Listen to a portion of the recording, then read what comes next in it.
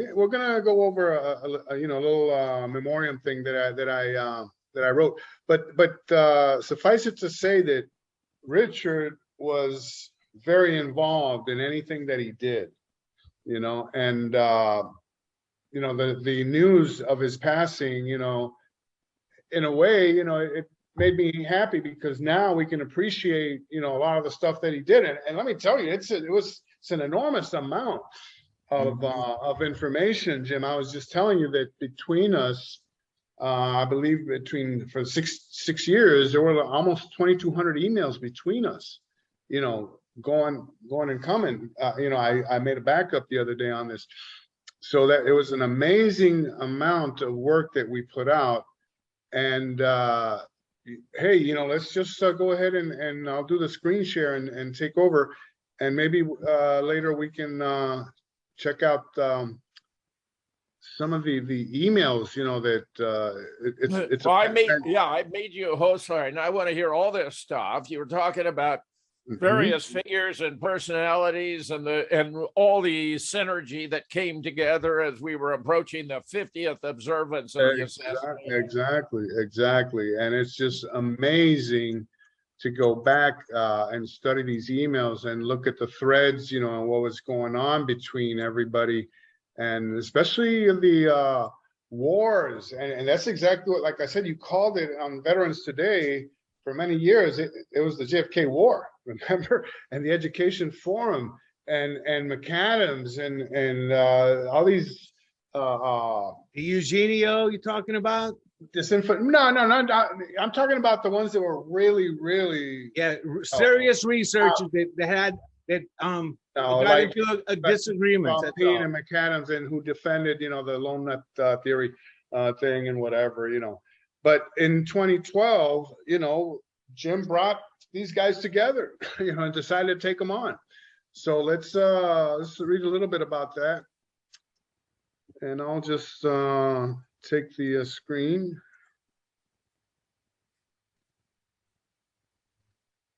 How's that? Yep, I can see it. All right. Richard Hooke. Okay. So you've actually written it up? Yeah. Let me tell you, that's a very handsome picture of Richard right there in Santa Barbara, coming up right here. And we'll talk about the story of this whole thing. That's where he gave me this thing I have here. That's very nice. Very nice. Richard Hooke in memoriam. A good friend, father, brother, and comrade in the JFK assassination debates has recently passed. Even though it happened this past Christmas Day, 12/25/2021, I did not find out until last week, which proves that keeping a low digital footprint works. It does. Richard Mayn Hooke was a bulldog and everything. But Jim, also there was no obituary or anything online or anything. This is like it happened in the UK, and strip them back in a body bag or whatever. I don't know, but that kind of thing. No, you're right, Larry. Richard Mayn Hooke was a bulldog in everything investigated. His contributions to the JFK assassination interpretation of this historical event should keep generations forever studying the vast amount of material he left behind. And it was. There's a picture of Richard at Santa Barbara, and a little comment here. The reason he was dressed up like that is because we couldn't find Ralph Cinque, remember? And we had asked Richard as a backup, you did, if he had something ready, and he went and hastily prepared a speech, and he was ready to deliver. He's ready to roll. Yeah, what about that picture with the Mona Lisa smile? Yeah, that's the book that we put out, and that's your first time you ever published anything was with Richard. And we're gonna hear it's coming up right now. We originally met online in 2012 when the Man in the Doorway war was being waged at the old Education Forum. Jim Fetzer cleverly combined Ralph Cinque's background as a chiropractor and Richard's in anthropology to take on those who opposed the Lee in the Doorway argument. Along with Jim Fetzer and Ralph Cinque arguing and answering post after post, they overstayed their welcome just a little too much and were soon booted out of that forum for defending Lee in the Doorway, of the Texas School Book Depository at the time of the JFK assassination. I'm sure you remember those days, Jim. Yeah. Uh, Better today. I've been fighting so many battles. Here's an email dated 10/27/2012, emblematic of Richard's ferociousness. And note how it says up here, subject, this is a war. Yeah, this is war. Ralph, this morning, I could not log on to the JFK assassination forum either. All traces of my existence have been removed. I have been vaporized.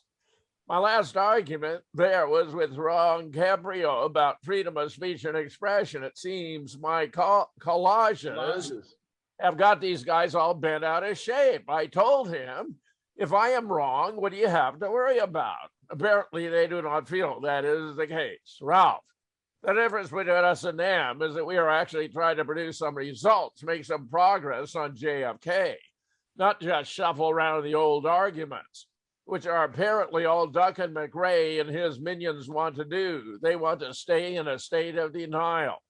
Well, that's not good enough anymore.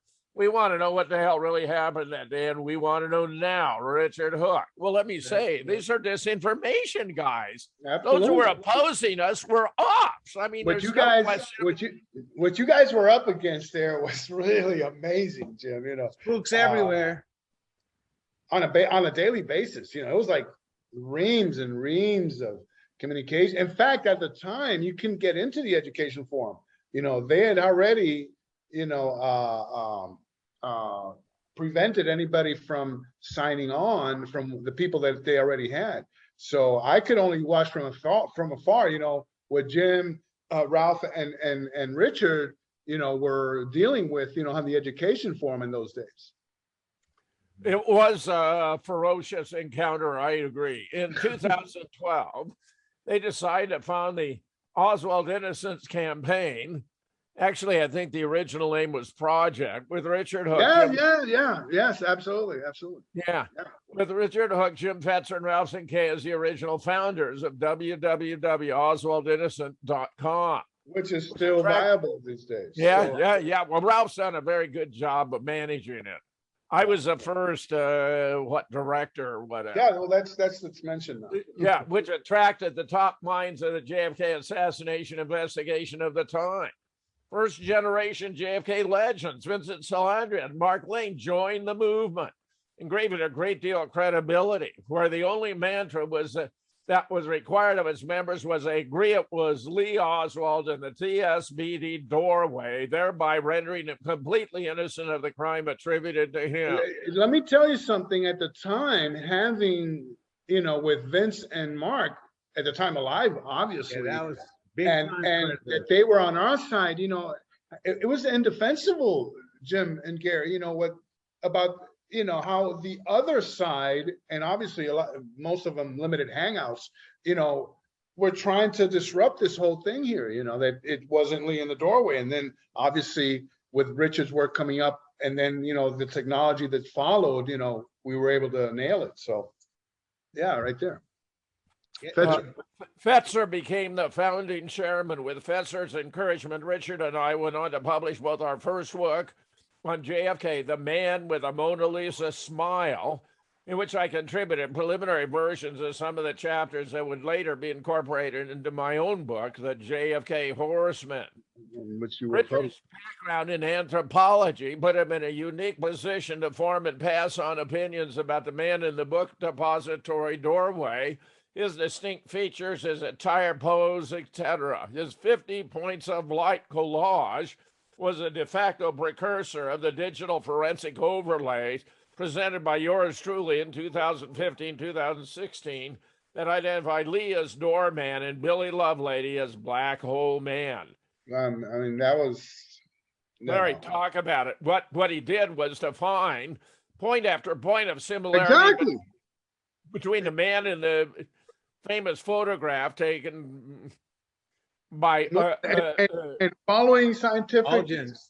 No, and go ahead. We had Algens, Ike Algens. Yeah, thank you, Gary. James Ike Algens and Lee when he was arrested, which were staggering. I mean, Richard just he began with a few, and then he found a few more, and then he found a few more, and he wound up with 50 points of identification that they were the same. And He took he a had it broom. right. He had it right, Larry. He took a broom to these, disinformation artists, all right? And down here at the bottom, you can't see it, but where it says he's picking up from your published works on logic and scientific process, where if you got 14, points of similarity here, I mean, it's nailed, when he's got 50 and more. I remember later on, he had, up, like you said, up to 62, Jim. Yeah, look at that, odds of 1 in 100 trillion for these things that happen by chance. And of course, Richard took Weisberg. Weisberg, I think, had 9. Richard took it to 50, and then that's what set everything up. For and Larry took it to Blender, which of course the work on the overlays, which this is what it spawned. Okay, yeah. And if you look, this is the image that we use only when we flip it. Right. And the whole process. This is the one that we use by flipping it and obtaining this. And Wonderful, that's when, Larry. Yeah, confirmed here. Can we see it play? Yeah. Yeah, of course. Yeah. So it all came from Richard's work. Okay. It was all inspired by Richard's work. Yeah. Right. Okay. And then we took on Billy Lovelady, who was Black Hole Man, standing on the opposite side. Bear in mind that Lee is not standing next to the wall there. He's in the middle, right where that middle. It just looks like it's by a wall. Yeah, of course. And I was confused about that for a long time. Yeah, and we did that research, so many times there, and we verified it. And even Ralph did, in the fall of 2012, where he went there and he did that simulation which I at the time was groundbreaking, because nobody had ever done that with Alton's exact photographic equipment, film, and everything. And he went and he reenacted the Alton 6 photo. And that gave us also a lot of information. But the obvious point here is that Billy Lovelady was Black Hole Man, and not only with one of the test images here, the FBI, okay, and this other one was from a CBS image. So by using 2 different photographs onto the same probe, we're getting exactly the same result. And here the features, even though he's got his hands, visoring, his face, we were still able to extract enough information and digital similarities, to determine that it was Billy Lovelady. And with what Gary just mentioned, the Blender stuff, which gave us an in-depth 3D perception of what that image was all about. So, well, this was you say for the 50th anniversary of the assassination in 2013, the OIC decided to hold its conference in Santa Barbara at the Fess Parker Hotel of Davy Crocker fame. Now, just a comment on that. This was a conference I organized with Lorian Fenton, and she recommended Santa Barbara because that's where JFK and Jackie had honeymoon. Yeah. The reason, but there were good reasons. Yeah, but read on why we ran away from that. Yeah. The reason to get away from Dallas was the excessive influx of tourists and media into Dallas and Dealey Plaza, the lockdown by the police, and other inconveniences that the OIC did not want to deal with. Remember that? That was crazy. Oh yeah, they had locked down. You couldn't get into Dealey Plaza. They had just a 100% mainstream memorial to the 50th. So we went west, young man. We went west. Yeah. Richard rented a van and drove from his home in San Rafael outside of Oakland to haul the vast amount of collages he'd blown up and constructed, setting these up on individual easels around the conference room. I remember walking out to the parking lot with Richard to see the van and help unload it. I was amazed that I'd been able to fit everything inside. All of this came out of his own pocket, the same as he would do when he would send copies of his books to those interested in his work. And let me tell you something from reading the emails and the threads. It almost didn't happen because just about a few weeks before the conference, Jim and Ralph got into a big argument because Ralph didn't want any of the collages to show the hairline, okay? Or he did not, he wanted the collages to show that the hairline had been transposed from Billy Lovelady, from the famous wedding picture, remember, Jim? To the man in the doorway. Remember that? And Richard said, I'm not having any of that, you know? And you know, and of course, I was with Richard. I had him put up his collages all over the place. And that's what Richard did. So yeah. And you're right. It was a fabulous contribution. I think Richard must have spent, Jim, about $2,000 in this thing, you know. He gave me mine. He just gave it to me.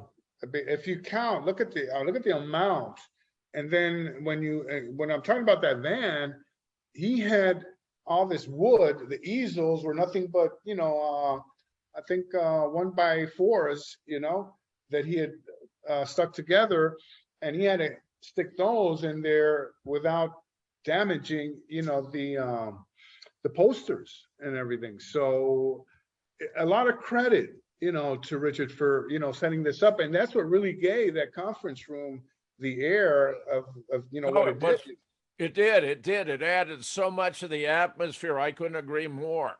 Yeah. From 2012 to 2018, meaning Larry Rivera, counted over 2,000 individual emails transmitted between the two of us, between Larry and Richard. All have been preserved, including topics, texts, and attachments that were sent during this incredible time of JFK research, dubbed by Fetzer on Veterans Today as the JFK War. If there was something sensitive I was working on, for example, the transcription of the Fred Newcomb tapes in 2014, I would make sure Richard got a copy of the progress just in case something unexpected happened. You had to work like that, Jim. You know? I know. I mean, you are so right. You know, with when the first thing that was, you know, I was advised is you got the Newcomb tapes. Be careful with the NSA. Be careful with the NSA. You know. And during this time, we spoke almost on a daily basis. Later on, when the National Archive began to release these documents in 2017, Richard and I drifted apart as my focus became finding out what was in these new releases. Meanwhile, also the Blender project, you know, had a lot to do with it, Jim. Yeah, well, you were really carrying it giant steps forward, Larry, because he was doing all these photo comparisons and you refined it by mastering photogrammetry and by creating these superpositions. You really took it a whole new dimension.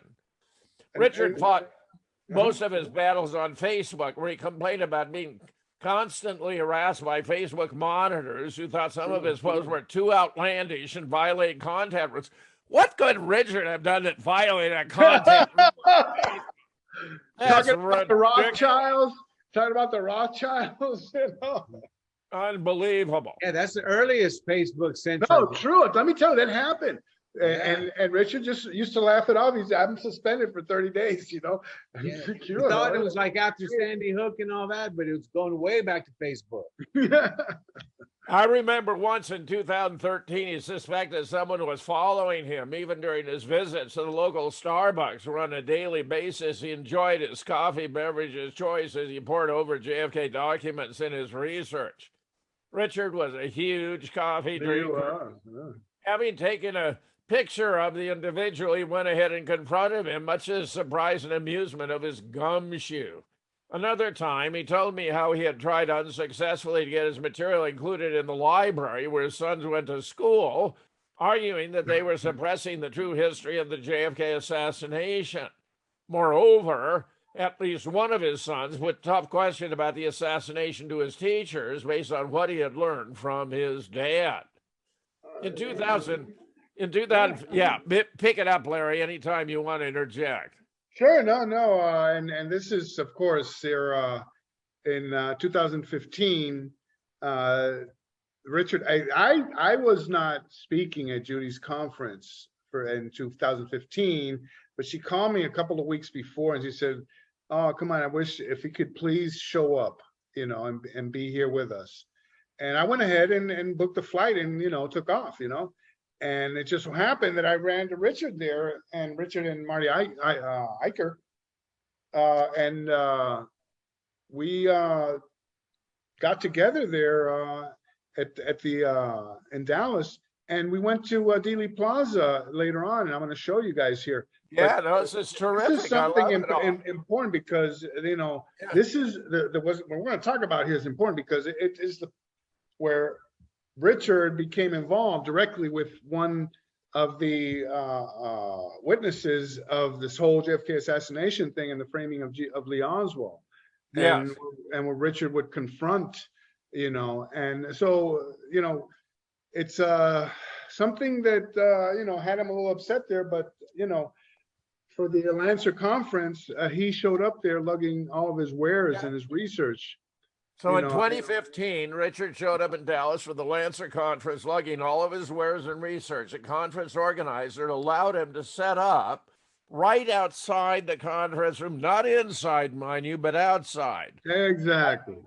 Right behind him, a giant poster of his 50 points of light. And of course, that was kind of a form of isolation because if you were inside, you were in, and if you were outside, you were out. And Richard stuck it out, and here it is, the 50 points of light that we just showed you and that I have here in the background, which is still relevant today. During an appearance by Buell Wesley Frazier, in which Frazier erroneously named Billy Lovelady as doorman, Richard decided he'd heard enough and proceeded to approach Frazier in the following manner, an incident he wrote up in his book, The Path Toward Truth. And this is from page 81. This is taken straight from page 81 that he published in this book, The Path Towards Truth, which he sent me in 2019. Buell Wesley Frazier CIA Limited Hangout, Big Con, author's note. As witnessed by JFK researcher Richard M. Hooke at the JFK Lancer Conference at the Adolphus Hotel in Dallas, Texas on 11/22/2015. The way Frazier goes about it, and I'm sure they put him up to it, is that he goes on and on with humorous, humanistic tales and stories about Oswald. For instance, how Lee was a really nice guy, went out of his way to play ball with children in Oak Cliff, etc. Wrong, it wasn't Oak Cliff, rather it was Irving. He had that. But go ahead, etc., etc. etc., etc. When all the while what Frazier's really doing is setting up the audience. Then there's a short break. Then he put up a big slide pic of the empty doorway, and then they insert a pic of Lovelady by the post in his short sleeve striped shirt, FBI photo, and Frazier says the alternate six doorman was lovely. Gary, if he's in a short sleeved striped shirt, how can he be the doorman? I mean, that's why Richard walked up to him and said, "Man, that's why that's not the way. What's wrong with you people here?" Yeah. I mean, how insulting. At which point, the gullible audience subconsciously figures, well, how could this nice old man be lying? At which point I stood up, raised my hand and said, no, it was Oswald, and I'll prove it to you. And I began walking toward the front of the room. And they yelled at me to sit down, that Mr. Frazier had made it perfectly clear and it was Lovelady, and they would allow no debate. That's incredible. The incident included claims from Frazier's immediate family that Richard was working for Fetzer, Jim. That's you.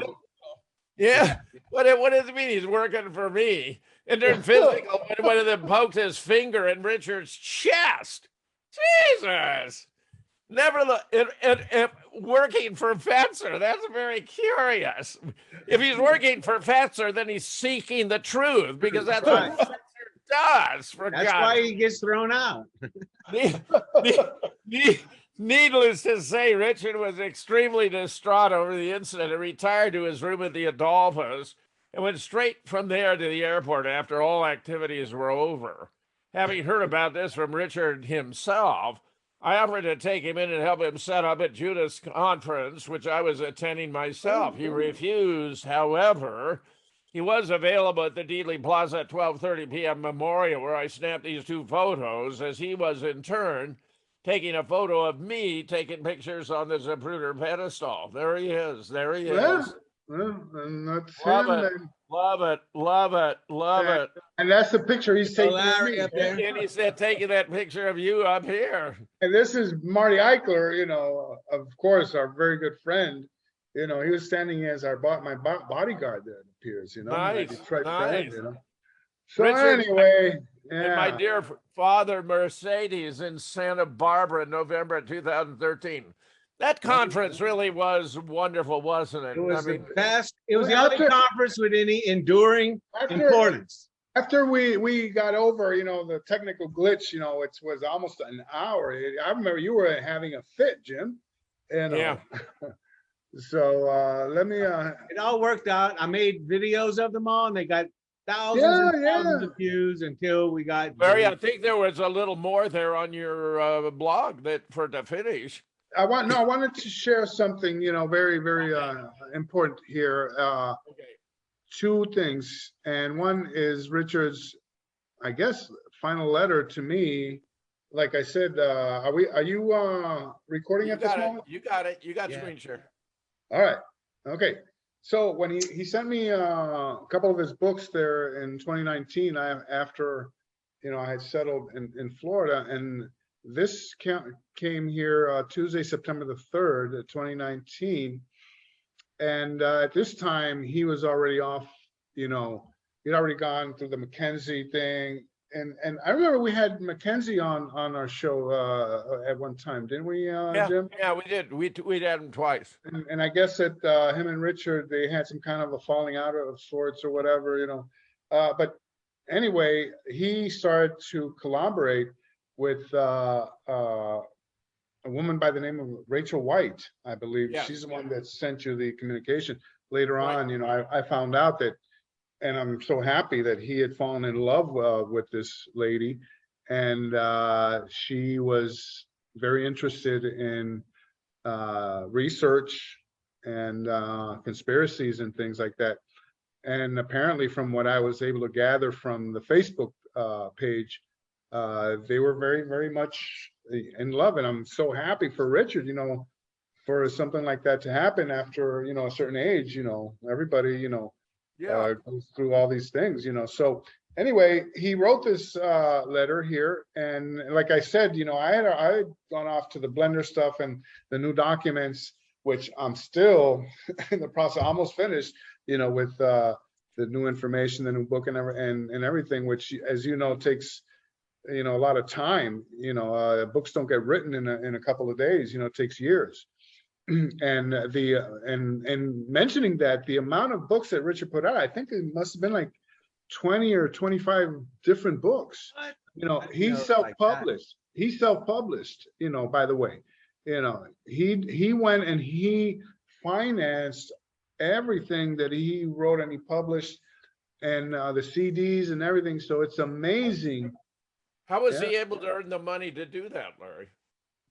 I have no idea. The only thing that I know is that he was a stay-at-home dad, so, and he never talked about his relationship with his wife. The only thing that I could perceive was that he was a very, very much involved father, in everything they did, including sports and everything, and visiting monuments and attractions, in the West, where you can see pictures of them, visiting some of the monuments out West. But here, this handwritten note, thought you might enjoy a copy of my recent book, The Killer Queen. Yes.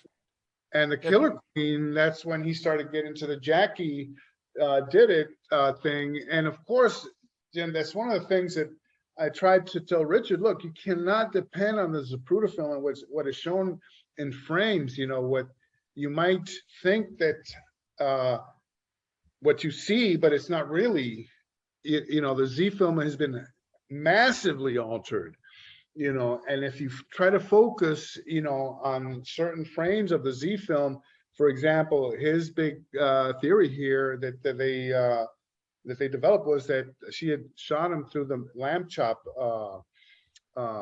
sock puppet. The doll, yeah. Yeah, the sock puppet that had been given to her, you know, and you know, I've completed with the assistance of Rachel White of the UK, when I started my research working on my first book, The Man with the Mona Lisa Smile, and met with you in Santa Barbara 2013, I never suspected that this is where it would lead. Total consideration of all the available evidence has led me to the inevitable conclusion that Jackie Kennedy was a CIA plant in the Kennedy family from the beginning, and the Secret Service limo driver, William Greer, of course, I agree with that 100%, was fully complicit and shot JFK in the head once Greer stopped the car. Obviously, we don't agree with that.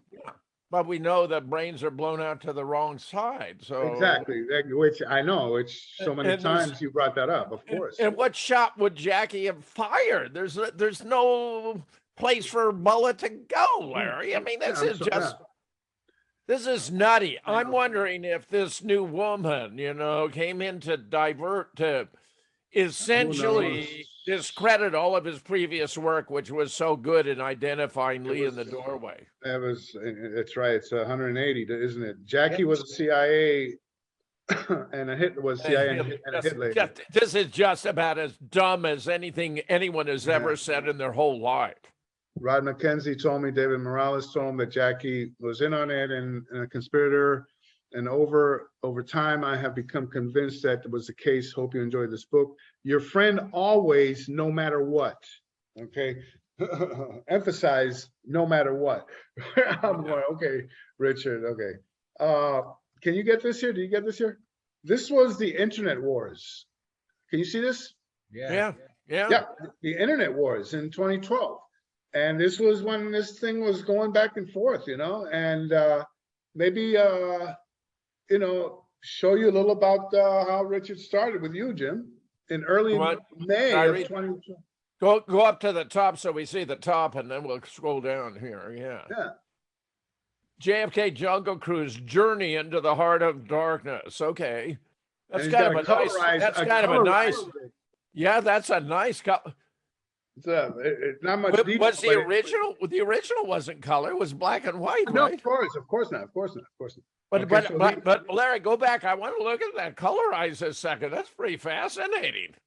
Well, Richard, sometimes I don't know where he got some of the stuff, you know, but he had a lot of really good images, you know, in his work. What a clever guy. Okay, let's look at this.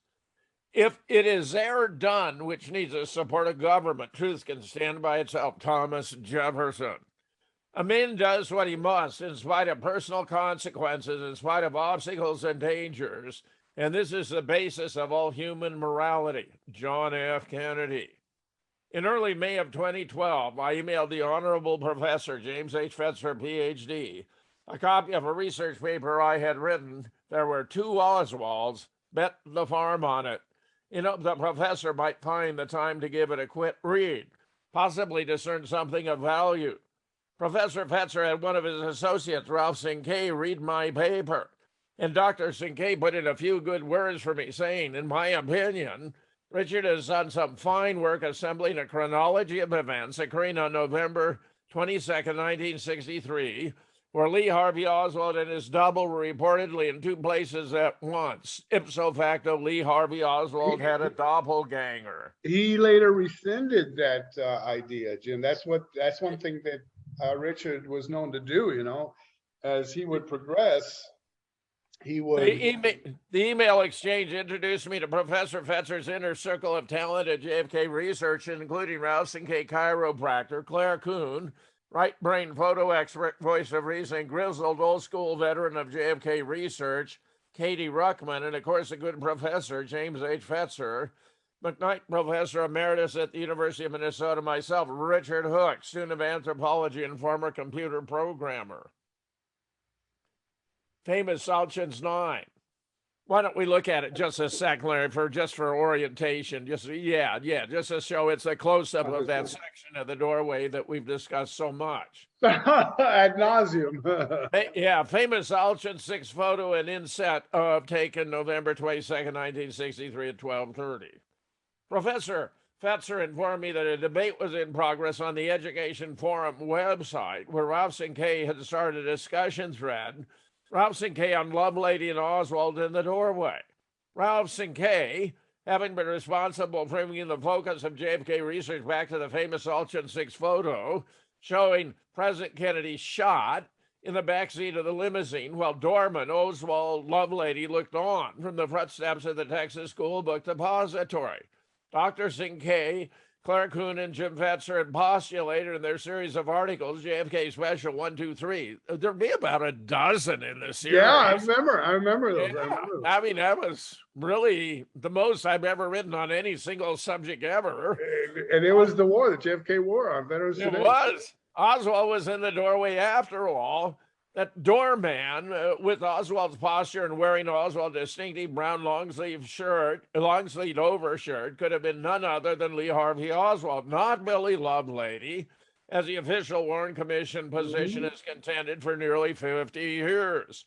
Jim Fetzer pointed out that Lee Harvey Oswald, in his interrogation by Captain Will Fritz of the Dallas PD, say he was out with Bill Shelley in front, that Oswald would not have lied about something like that. So there's really no reason for us to think otherwise.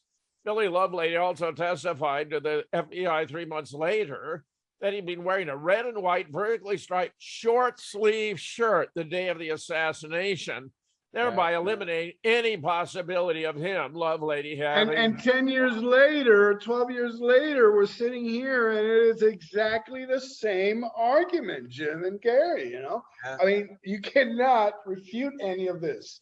You know? No, it's great. And this is just a wonderful piece he's got here. This is one of his wonderful... Scroll down just a hair more, Larry, just so we can... Yeah, good. Stop. No, go back up just a tiny so we can see at the top. Yeah, very good. Dr. Sinkay said he was having a problem with the JFK Lancer website. They were not allowing him to post his cutting-edge JFK research on their forum. I informed Jim and Ralph that I was at JFK Research. It had been banned 6 months earlier from the JFK History Forum by webmaster Robert Harris, who sent me the message. Your account had been closed, but let's just look at this. Just look at what Richard had there, because it was so nice, Larry. Yeah, I mean, this is so nice. Fedora man, smiling woman, child doorman, black, nothing wrong with that. Black tie man, black hole man, obfuscated man. He was so good at getting this all nice terminology. And later this was developed to identify each and every one of them, including the removal of Wesley Frazier, you know, from the Alchin 6. But it demonstrates obviously, you know, that. And that, as you can see, you know, Richard was such a warrior, you know, that he'd already been suspended for 6 months, you know. Yeah, that's what Richard. Okay, scroll down. Robert Harris, who said he'd been for undocumented assertions. That's bad. Robert Harris had gone ballistic when I accused him of not having read the blockbuster Me and Lee, my Oswald's girlfriend in New Orleans during the summer of 1963, Judith Berry Baker, whose book documents what Lee Oswald was really doing that summer, making it plain that Lee was a human being, in no way a killer, completely incapable of shooting our very fine president, John F. Kennedy. Jim and Ralph informed me we were fighting a guerrilla propaganda war on these websites. All of the sites have been infiltrated by CIA moles and mongers of disinformation. None of them honestly in search of the truth in the assassination of JFK. How freaking true is that? I know, 100%. I assisted Dr. Fetzer's crew of intrepid researchers in their email conversation. Him and Ralph posted our insights to the thread. Ralph Sinkay on Lovelady and Oswald in the doorway. That literally became the battlefront in our war to expose the real truth in the assassination of the president. It really did. It really did. You know, like I said earlier, you know, I couldn't get into that forum because it was closed already. But, you know, I would, you know, go over everything that was going on there. It was fast and furious. There could be 20 posts in a single day. Yeah. Confident in their request, armed with the knowledge that those who lie leave an evidence trail, those that tell the truth do not. The CIA conspiratorial modus operandi being an arrogant belief that a lie can always be covered by another lie, a flight premise guaranteeing the existence of an incriminating evidence trail right back to the god-awful conspiratorial acts they committed on that fateful day that lives in infamy, November 22, 1963. That's quite impressive prose there that Richard came up with there. Future anthropologists could use this thread as a case study in how group conformity leads to mediocrity and abandonment of all standards of rationality for the sake of convergence of opinion among the members of this forum, which is officially dedicated to exposing falsehood and revealing truths about the assassination of JFK, but which instead entails mutual support for others who are committed to false beliefs, regardless of the evidence. I like that. I like that. Who said that? I like that guy. The parallels with the rise of the Third Reich are both astounding and disturbing. I'm sorry to say that we live in an Orwellian world where black is white, false is true, and the good are evil. We live in dangerous times. Do we? Yeah, that was Dr. Fetzer's crew of 5 JFK researchers embarked on their imaginary steam-powered tugboat Peace, chugging upstream through murky, brown, malarial-infested Congo waters of JFK misinformation. It was like traveling back to the beginning of time, with rotting vegetation, massive banyan trees and dangling vines, an empty, silent stream surrounded by impenetrable forest, and the air was warm and sluggish. It was reminiscent of Henry Morton Stanley's trip up the Congo in search of Livingston in the 19th century. The driven crew of 5.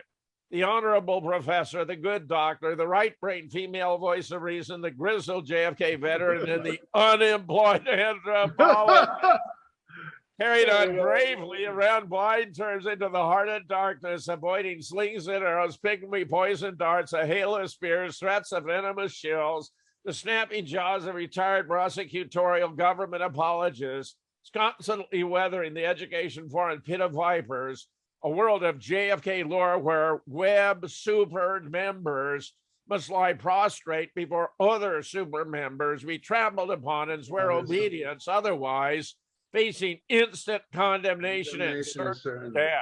And we will bring that to a close right there because I do not see any reason to continue. Applause for Richard, huh?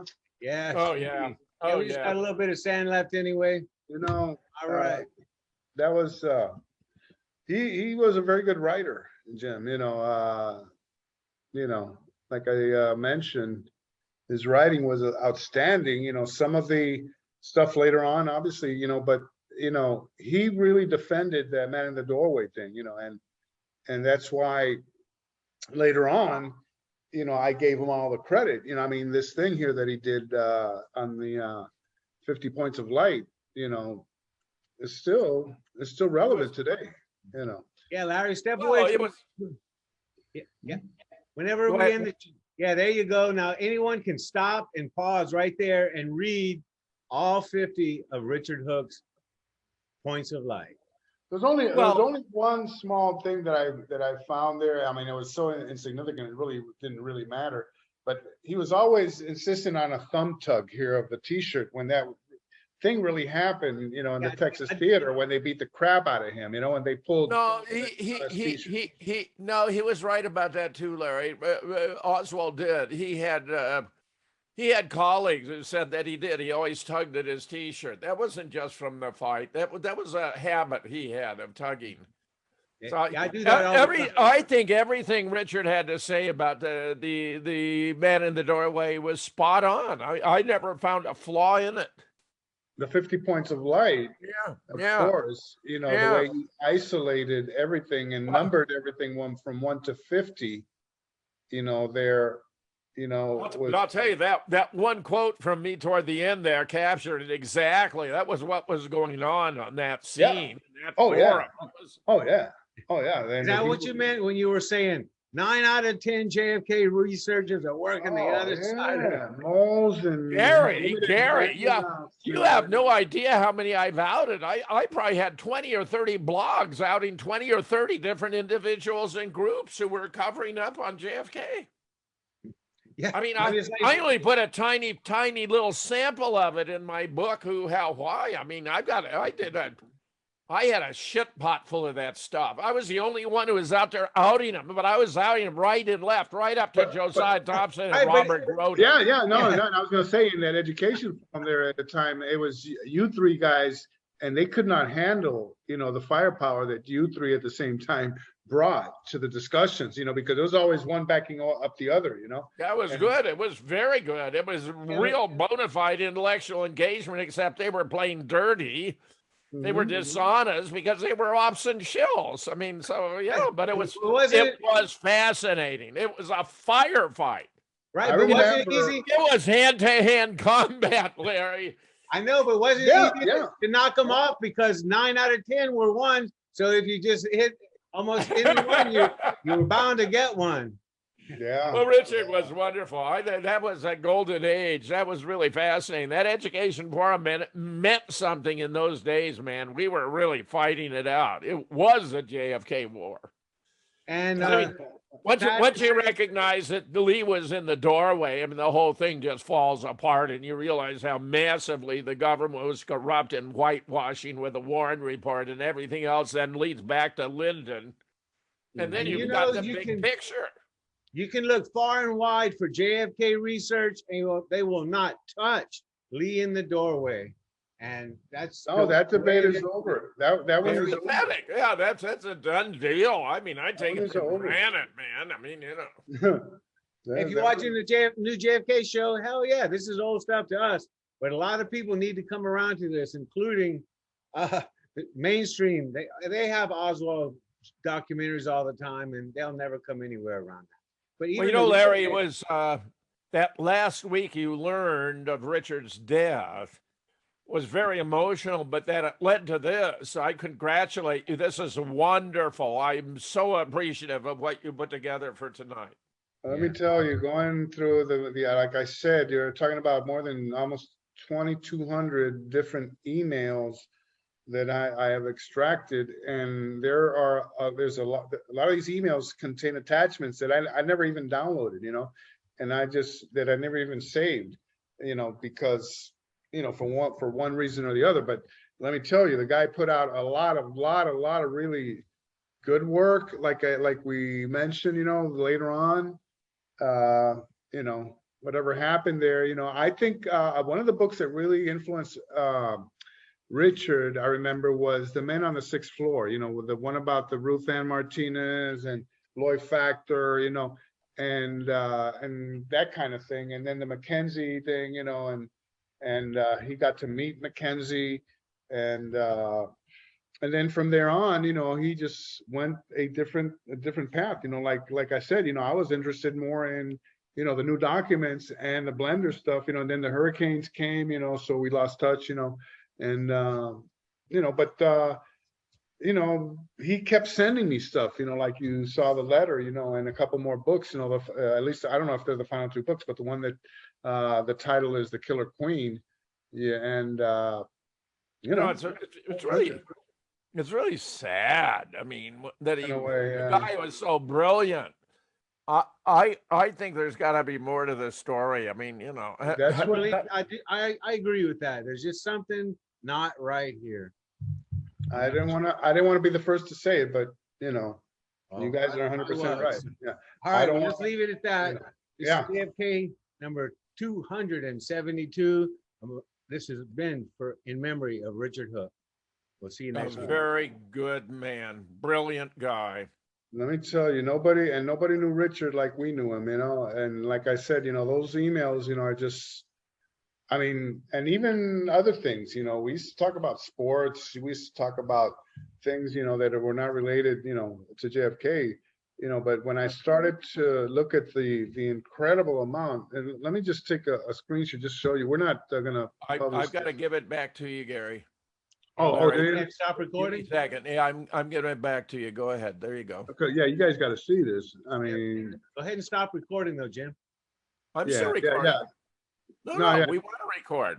I'm looking at the it says recording right now. Okay, you want okay. I want us to be recording, Gary. Okay, okay. Misunderstood. Okay, I'm sorry. All right, Go ahead. here we go. Okay, I'm here. Screen share. All right. Okay. Let me just close this. Oops.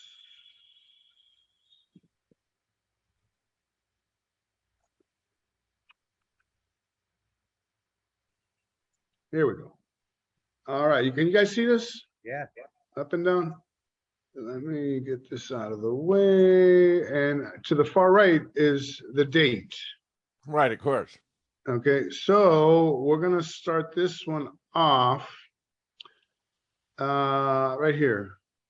Dealey Plaza photo shoot, 10/25/12. That was when Ralph went and did the reenactment of the Ultra 6. I was supposed to go. I was trying to find plane tickets to go and help Ralph. And this is what Richard sent. Okay, it's a little funny, you know. Ralph, as much as I would like to, I regret that I cannot. I have two perceptive young boys who would be so very worried if I went down there. We'll have to continue doing what I can for my trusty computer. I would like to meet all you guys somewhere down the line, though, in the future. I have to get out front and set up the Halloween graveyard. Is that amazing there? I mean, that's the father. Yeah, touching. You know, and so we've got here from, and this goes, look at this. Come on. 2013, January, February, March 2013, you know, April, many days. Look, on the 15th, 1, 2, 3, 4, 5. Yeah, wow. On a single day. On a single day.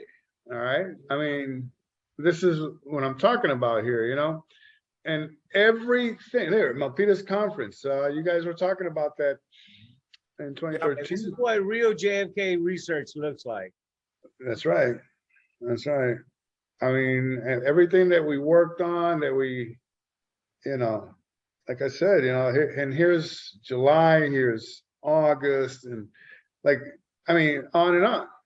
This is it, you know. Bogus CIA wedding photo. I think I had marked some of these here towards the end. Let me see. No, I guess not. But yeah, you know, that's what we were doing in those days. Yeah. Fantastic, Larry, fantastic. Gary, Yeah. take us out again, my friend. Take us out again. All right. Yeah, this has been a memorial to Richard Hooke, JFK 272. We'll see you next week. A very good man.